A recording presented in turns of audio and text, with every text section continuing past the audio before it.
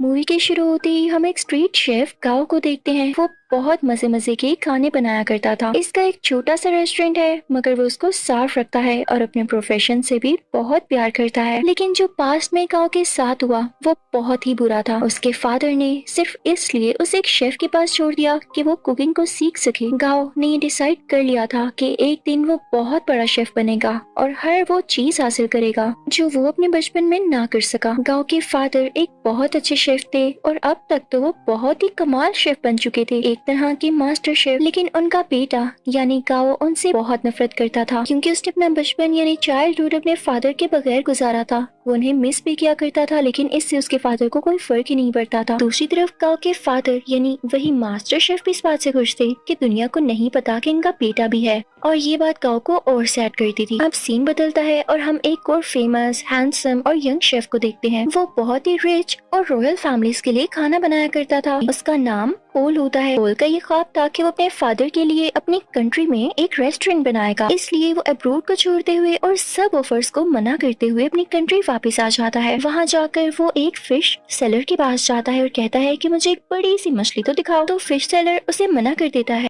अब जैसे ही गाओ उसके पास बड़ी सी मछली लेने आता है तो वो आदमी उसे मछली दे देता है। ये देखकर पोल को बहुत गुस्सा आता है और वो गाओ को गुस्से से देखता है, जैसे वो उससे जेलस हो कि भाई इसने उसको मछली क्यों दे दी। फिश सेलर जब इन दोनों को गुस्से में देखता है तो वो मछली के 2 टुकड़े कर देता है ताकि इनमें लड़ाई ना हो, लेकिन वो दोनों फिर भी एक दूसरे को गुस्से से घूरते रहते हैं। अब हम पोल के शानदार और बहुत ही प्यारे रेस्टोरेंट को देखते हैं जिसकी आज ओपनिंग होती है। वो बहुत नीट एंड क्लीन एडवांस तरीके से बनाया गया और बहुत ही खुला रेस्टोरेंट होता है। उसको बहुत अच्छे तरीके से डेकोरेट किया होता है। पोल ने जो नया रेस्टोरेंट खोला था वो गांव के रेस्टोरेंट के बिल्कुल सामने था, जिसे देखकर गांव के दोस्त घबरा जाते हैं, क्योंकि ये नया रेस्टोरेंट इन कस्टमर्स का सारा इंटरेस्ट अपनी तरफ करने वाला था और इन सब लोगों को इनसे छीनने वाला था। और जिस बात का डर था वही होता है। सब लोग नए रेस्टोरेंट का टेस्ट चेक करने के लिए उसमें चले जाते हैं, तो गांव के दोस्त गांव को सपोर्ट करने के लिए डिस्काउंट ऑफर की अनाउंसमेंट करते हैं, जो कस्टमर्स को वाकई में अट्रैक्ट करती है, और वो फिर से गांव के रेस्टोरेंट की तरफ चल पड़ते हैं। इस बात से पोल के दोस्तों को बहुत गुस्सा आता है और वो इनसे आके गुस्से से बात करते हैं कि तुम लोगों के साथ मसला क्या है, हमारी सक्सेस तुम लोगों से देखी नहीं जा रही। फिर एट द एंड दोनों पार्टीज में डिसाइड होता है कि क्यों ना एक कंपटीशन रखा जाए और देखा जाए कि किस शेफ के हाथ में ज्यादा टेस्ट है। अब दोनों को जबरदस्ती कंपटीशन में पार्ट लेने के लिए कहा जाता है। पहले तो वो मान नहीं रहे होते, लेकिन जब एक दूसरे को देखते हैं तो पहचान लेते हैं कि इन लोगों का सामना तो उस दिन फिश स्टॉल पर हुआ था, तो ये लोग कंपटीशन के लिए रेडी हो जाते हैं। अब टेबल लग जाता है और उस पर एक बड़ी सी फिश रखी जाती है जिसको इन दोनों ने काटना था। अब सबसे पहले पोल फिश को काटता है और उसके कांटे बहुत स्मूथली और तेजी के साथ निकालने लगता है। उसका ये तरीका सबको बहुत पसंद आता है। अब वो फिश फेंकता है गाँव की तरफ। गाँव भी फिश को बड़े अच्छे तरीके से काटता है और उसकी स्किन जब सबको दिखाता है तो उस पर जरा सा भी फ्लैश नहीं होता, यानी उस पर जरा सा भी फिश का मीट नहीं लगा होता। तो उसको भी सब बहुत एडमायर करते हैं, यानी दोनों की बराबर तारीफ होती है। अब वहाँ एक चेयरमैन भी होते हैं जो उनसे कहते हैं कि एक इंटरनेशनल कुकिंग कंपटीशन होता है, मुझे लगता है कि तुम दोनों को उसमें पार्ट लेना चाहिए। अब दोनों को प्रूव तो करना था कि इनमें से कौन बेस्ट शेफ है, तो दोनों रेडी हो जाते हैं। अब पोल मीडिया को बताता है कि मैं फ्रांस में कुकिंग करता था और चाइना आकर मैंने फील किया कि अब भी लोग पुराने तरीकों को यूज करके कुकिंग करते हैं, और जाहिर है ये बात वो इनडायरेक्टली गाँव को ही कह रहा था, और इसे देख के गाँव को बहुत गुस्सा आता है।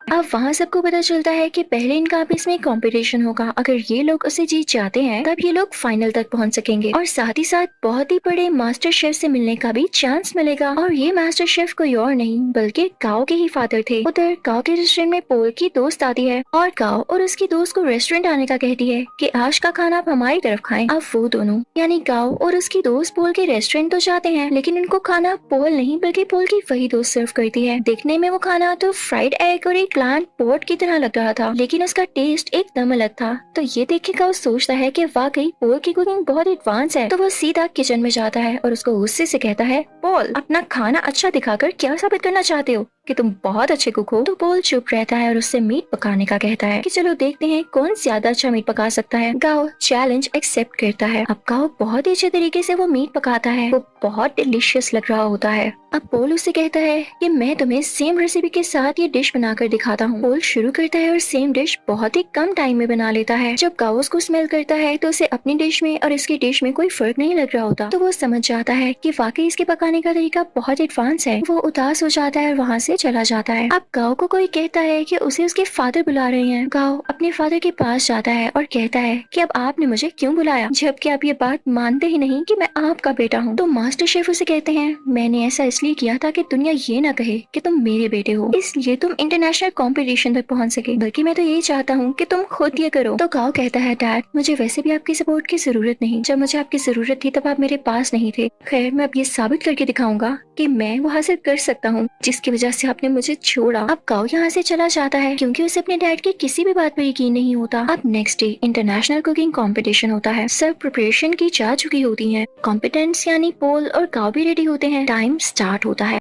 पोल की कोई स्वीट डिश होती है और गाओ की चिकन डिश। दोनों बहुत मेहनत से अपनी डिशेस तैयार करते हैं। पोल तो टाइम से पहले ही अपनी डिश तैयार कर लेता है, लेकिन उसके बाद गाओ की भी शानदार डिश रेडी हो जाती है। उसने भी टाइम पर अपना दिया गया टास्क पूरा कर लिया था। जजेस और ऑडियंस बहुत इम्प्रेस होते हैं और अब उनकी डिशेस को टेस्ट किया जाता है और दोनों के सेम पॉइंट्स आते हैं क्योंकि जज को उनके खाने में इतना ज्यादा डिफरेंस नहीं लग रहा था, यानी दोनों की डिशेस बहुत मजे की थी। तभी स्टेज पर एक जज आता है और इस कंफ्यूजन को क्लियर करने के लिए कहता है कि नो डाउट दोनों की डिशेस की टेस्ट बहुत आला थे, लेकिन मुझे टाइम मैनेजमेंट पॉल की ज्यादा पसंद आई, इसलिए ये कंपटीशन पॉल ने अपने नाम कर लिया है। पॉल यहाँ पर बहुत ज्यादा खुश हो जाता है। गाओ क्योंकि कंपटीशन हार चुका होता है तो वो बहुत ज्यादा उदास होने की वजह से अपने घर पे नहीं जाता और वीडियो गेम्स खेलने के लिए चल पड़ता है। वो कई दिन तक अपना टाइम यूं ही स्पेंड करता रहता है और एक दिन उसके पास वही शेफ आते हैं जिनके पास उसने अपना बचपन गुजारा और उसी के पास गाओ के डैड उसे छोड़ कर गए थे। वो उसे समझाते हैं कि गाओ देखो, हार जीत तो इंसान की जिंदगी का हिस्सा होती है ना, अगर आज तुम नहीं जीत सके तो क्या जरूरी है कि कल भी नहीं जीत पाओगे। लेकिन गाओ घर जाने के लिए तैयार ही नहीं था। उसे बहुत समझाने के बाद कन्विंस कर लिया जाता है कि उसे घर जाना होगा और अगले कंपटीशन की तैयारी करनी होगी। अब पोल बहुत ज्यादा खुश होने की वजह से अपने रेस्टोरेंट जाता है। वो बहुत एंजॉय करता है। उसके सामने उसके दोस्त बैठे होते हैं तो बातों बातों में उसके दोस्त उससे कहते हैं, पोल तुम अपनी दोस्त को चांस क्यों नहीं देते हो, वो इतने टाइम से तुम्हारे साथ है, तुम उस पर ट्रस्ट तो करो, उसे अलाउ करो कि वो इंटरनेशनली तुम्हें रिप्रेजेंट कर सके, तुम्हारे रेस्टोरेंट का नाम ऊंचा कर सके। तो पोल उससे कहता है, हाँ वो मेरी अच्छी दोस्त जरूर है, इस बात से मैंने मना नहीं किया, लेकिन यार उसे खाना तक पकाना नहीं आता, वो कैसे मेरे रेस्टोरेंट को इंटरनेशनली रिप्रेजेंट कर सकती है। तो उसका दोस्त और बातें करने लगता है और उसकी बातों से ये लग रहा होता है जैसे ये उसकी दोस्त के साथ ही मिला हुआ है और इनके दिल में लालच आ रही है। तभी वहाँ पर पोल की वही दोस्त आती है और उसके सामने सूप की 2 कप्स रखते हुए कहती है, पोल क्या तुम मुझे बता सकते हो कि इनमें से किस में सॉल्ट ज्यादा है। तो यहाँ पर पोल खामोश हो जाता है क्योंकि उसमें टेस्ट करने की एबिलिटी ही नहीं होती, उसके टेस्ट बर्ड्स ऐसा कर ही नहीं सकते थे और ये नेचुरली था। तो इस बात की वजह से पोल को बहुत दुख होता है कि उसकी अपनी दोस्त ने उसके बाकी दोस्तों के साथ मिलकर उसे चीट किया और धोखा दिया। तो अब उसकी दोस्त कहती है, क्या हुआ पोल, तुम समझते थे कि मैं तुमसे प्यार करती हूँ? ये तुम्हारी गलत फहमी थी। आजकल ऐसा कहाँ होता है, मैंने तो तुमसे दोस्ती सिर्फ इसीलिए की थी ताकि तुम्हें यूज करके इंटरनेशनल कंपटीशन में जा सकूं। वैसे जाना तो मेरे लिए पॉसिबल नहीं था, लेकिन आज तक जो मैंने तुम्हारा राज रखा उसके बदले में तुमने मुझे क्या दिया? क्या तुम मुझे एक ऑफर नहीं कर सके? लेकिन अब नहीं, अब मैं खामोश नहीं रहूंगी क्योंकि मैं भी इस कंपटीशन में जा सकती हूँ। अब यहाँ पर एक और बड़ी बात रिवील होती है कि पोल की दोस्त पोल के ही दोस्त के साथ मिलकर पोल को चीट कर रही थी क्योंकि वो दोनों अब रिलेशनशिप में थे और पोल के अगेंस्ट ही एक साजिश यानी कॉन्स्पिरेसी चल रहे थे कि पोल के रेस्टोरेंट को बेच देंगे और उनसे जो पैसे आएंगे उनसे अपनी लाइफ स्टार्ट करेंगे। लेकिन पोल भी ऐसा होने दे नहीं सकता था। पोल बहुत उदास हो जाता है और अपने रेस्टोरेंट से बाहर आ जाता है। रात हो चुकी होती है और वो बाहर बैठकर ड्रिंक करने लगता है। तभी उसे गाओ भी देख लेता है और उसके पास आके कहता है, पोल तुम उदास क्यों बैठे हो यार, तुम तो जीत चुके हो, तुम्हें खुश होना चाहिए। तो पोल उससे कहता है, हाँ जीत तो चुका हूँ पर हार भी बहुत कुछ चुका हूँ। खैर तुम छोड़ो, तुम्हें एक बात बताता हूँ, सामने ये बैनर देख रहे हो, वो इनफैक्ट गाओ के फादर यानी उसी मास्टर शेफ की पिक्चर होती है। तो पोल उसकी तरफ इशारा करके कहता है, ये मेरे आइडियल है, मैं चाहता हूँ मैं इनकी तरह बनूं। तो गाओ आगे से हल्का सा मुस्कुराता है और कहता है, पोल ये मेरे फादर हैं, तुम यही सोचते हो ना कि अच्छे इंसान है और तुम इनके जैसा बनो, तो मैं तुम्हें बताऊं मेरे फादर दिल के बहुत बुरे हैं। गाओ से अपने पास्ट की स्टोरी बताने लगता है कि उन्होंने मेरे साथ क्या क्या किया। पहले तो पोल कहता है, गाओ तुम मजाक कर रहे हो यार, बस कर दो। लेकिन गाओ उसे बताता है, नहीं वो मुझे बचपन में वाकई में छोड़ गए थे सिर्फ इसलिए कि मैं उनके प्रोफेशन को अपना नहीं पा रहा था। मैंने अपना सारा बचपन उनके बगैर गुजारा है। तो पोल कहता है, अच्छा उदास नहीं हो, अब हम क्या कर सकते हैं? तो गाओ से कहता है, बॉटल्स फेंक सकते हैं। तब वो दोनों खाली बोतल्स उस बैनर की तरफ फेंकने लगते हैं और बहुत खुश होते हैं। यहाँ पर इन दोनों में दोस्ती हो जाती है और ये सीन बहुत ही ज्यादा क्यूट है। अब पोल जब वहाँ से अपने रेस्टोरेंट वापस जाता है तो देखता है कि उसके दोस्त उसके रेस्टोरेंट का सौदा कर रहे होते हैं। तो पोल उनसे कहता है, ये क्या हो रहा है? तुम लोग मेरी इजाजत के बगैर ऐसा कर भी कैसे सकते हो? तो उसके दोस्त उससे कहते हैं, मुझे ये बताओ, इंटरनेशनल कंपटीशन में अपने साथ किसको लेकर जाओगे? क्योंकि राउंड 2 में अकेले नहीं पका सकते, आपके साथ आपका पार्टनर होना लाजमी होता है। क्या तुम अपनी दोस्त को लेकर जाओगे? तो पोल कहता है, मेरा दिमाग नहीं खराब, मैंने डिसाइड कर लिया है कि मैं किसे अपने साथ लेकर जाऊंगा जो कि वाकई डिजर्विंग है। पोल यहाँ पर काओ का नाम लेता है। तो ये सुनकर उसके दोस्त काफी जेलस होते हैं। उनमें से एक कहता है, पोल याद रखना तुम्हारा करियर मिट्टी में मिल जाएगा। तो पोल उसे अपने सर से हिट करता है, उन सबको वहाँ से भगा देता है। जब ये सारे लोग चले जाते हैं तो काओ का वही गार्डियन शेफ पोल से कहता है, पोल वाकई तुमने ये सोचा है कि तुम काओ को अपने साथ लेकर जाओगे? तो पोल कहता है, हाँ क्यों नहीं, और साथ ही वो काओ के शोल्डर पर पैट करता है और कहता है, हाँ ये डिजर्विंग है। सब बहुत खुश होते हैं। अब यहाँ पे कंपटीशन की तैयारियां शुरू हो जाती हैं। दोनों में ये डिसाइड होता है कि पोल काओ को अपने नए तरीके सिखाएगा, जबकि काओ पोल को अपने पुराने तरीके जिस तरह से वो कुकिंग करता है। काओ पोल से कहता है, तुम परेशान मत होना, अगर तुम्हारे टेस्ट बड्स काम नहीं करते मैं तुम्हारा टेस्ट वापस लाने में तुम्हारी मदद करूंगा। वो उसे समझाता रहता है कि इस तरह करो।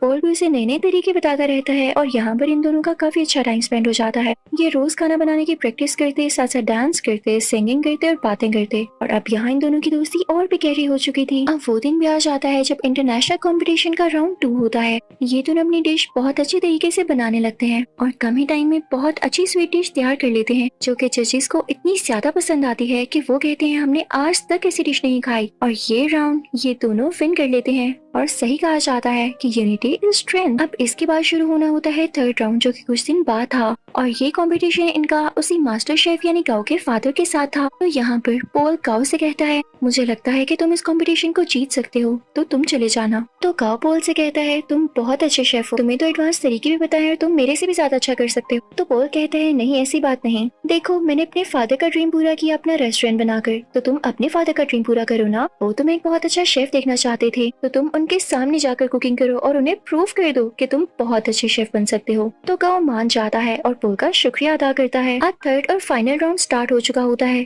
दूसरी तरफ मास्टर शेफ भी अपनी डिश बनाने लगता है। अब काओ भी शुरू हो जाता है, लेकिन शुरू होने से पहले ही उसे अपने बचपन की कुछ यादें आने लगती हैं, जहाँ पर उसके फादर उसे छोड़ गए थे और उसे काफी बच्चे बुली किया करते थे। वो उन्हीं यादों में खो जाता है। उसके फादर आकर उसके मुंह पे पानी गिराते हैं और कहते हैं, अपना काम शुरू करो। तो अब यहाँ पर काओ कुछ बनाना शुरू करता है। दूसरी तरफ काओ के फादर यानी वही मास्टर शेफ बहुत ही ज्यादा प्यारी स्वीट डिश बनाते हैं, जैसे फायर लगी हो और उसमें से एक फूल निकल रहा हो। उस फूल का बहुत ही आला टेस्ट होता है। जजेस को ये बहुत ज्यादा पसंद आता है। और जब काओ की बारी होती है कि वो अपनी डिश दिखाएगा उसने क्या बनाया है, तो वो एक बाउल में नूडल्स बनाकर सीधा अपने फादर के पास जाता है और उनको वो प्रेजेंट करता है। मास्टर शेफ उसे टेस्ट करते हैं तो वो नूडल्स उन्हें बहुत अच्छे लगते हैं। और ये वही नूडल्स होते हैं जिनकी वजह से काओ को उसके फादर से डांट पड़ी थी कि तुम तो नूडल्स तक नहीं बना सकते। और आज काओ ने इतने मजे के नूडल्स बनाए थे कि उसके फादर उसे खाना ही नहीं छोड़ते और नूडल्स को वाइल्डली खाने लगते हैं। वो अपने बेटे को रोक के कहते हैं, शाबाश बेटा, तुमने बहुत अच्छे नूडल्स बनाए। वो यहाँ पे काफी इमोशनल हो जाते हैं। तो ऑडियंस को भी पता चल जाता है कि एक तो इनका सरनेम सेम है और इन लोगों का बिहेवियर देख के भी यही लग रहा है कि ये बेटा और बाप हैं। यहाँ पर काओ का ख्वाब भी पूरा हो चुका था और उनके फादर का भी। अब उधर हम रेस्टोरेंट में देखते हैं कि पोल और काओ अब साथ काम करते हैं और उनकी ऑडियंस पहले से कई ज्यादा है, यानी उनके पास और भी ज्यादा कस्टमर्स आते हैं। लोग उनका खाना बहुत ज्यादा पसंद करते हैं और इनके रेस्टोरेंट में अब रौनक ही रौनक हो जाती है। इसी के साथ ये मूवी यहीं पर एंड होती है।